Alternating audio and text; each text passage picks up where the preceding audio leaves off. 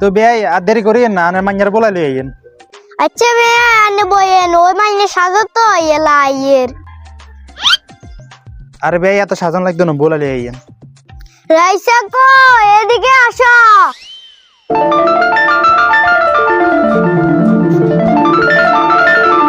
ভাই তো আর মাইনে সান আনের ঘন্টাটা একটু উড়েন, আমরা দেখি। চট মারি কিনলে সা